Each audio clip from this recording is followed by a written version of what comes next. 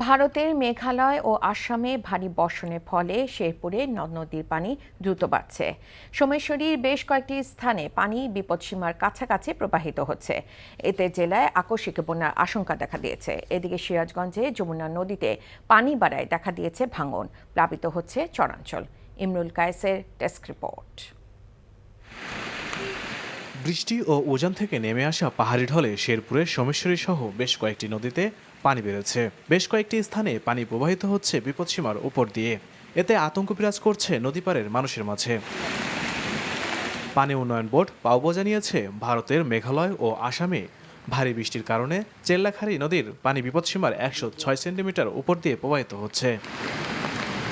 তবে ব্রহ্মপুত্র ভোগাই নদীর পানি বিপদসীমার নিচ দিয়ে প্রবাহিত হচ্ছে। বৃষ্টিপাত অব্যাহত থাকলে আকস্মিক বন্যার সৃষ্টি হতে পারে বলে জানিয়েছে পানি উন্নয়ন বোর্ড। এদিকে বর্ষা মৌসুমের আগেই নদীতে পানি বাড়ায় সিরাজগঞ্জের যমুনাতে ভাঙন দেখা দিয়েছে। জেলার সদর উপজেলার ভাটপিয়ারি সহ আশেপাশের বেশ কয়েকটি গ্রামে ভাঙনে নদীগর্ভে বিলীন হয়েছে বিস্তীর্ণ ফসলি জমি, রাস্তাঘাট, বসতবাড়ি। পানি উন্নয়ন বোর্ডকে আমরা বারবার বলেছি, কিন্তু পানি উন্নয়ন বোর্ডের গাফলতির কারণে তাৎক্ষণিকভাবে কাজ করতেন, তাহলে এত দূর আসতো না। টিরক্ষাবাদের যে চুলোপ আছে, চুলো সেটিং সহ নেমে যাচ্ছে।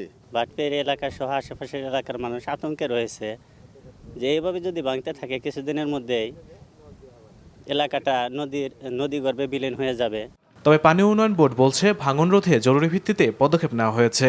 প্রতি 7 দিন পর আমরা সার্ভে করতেছি এবং দেখতেছি যে এটা আসলে নদীর পরিস্থিতি আমরা করতেছি। ইন দ্য মিন টাইম আমরা অন্যান্য রাজস্ব বাজেটের আওতায় থেকে আমরা ওখানে জিও টিউব ডাম্পিং করছি 2 কোটি টাকা ওই রিপেয়ার করার জন্য, মানে লাঞ্চিং এবং শক্তিশালী করার জন্য আমরা একটা চাহিদা বোর্ডে প্রেরণ করছি। আমরা ওই চাহিদা মোতাবেক যদি চাহিদাটা আমরা পাই, তাহলে এই বর্ষার আগেই আমরা ওই কাজটা করলে ওই জায়গাটা ভাঙনের কবল হতে রক্ষা পাবে। ভাঙন রোধে দ্রুত ব্যবস্থা গ্রহণ করার দাবি স্থানীয়দের। Imrul Kayes, NTV news desk. এই ঈদে জামা জুতো অ্যাক্সেসরিজের ডিসকাউন্ট।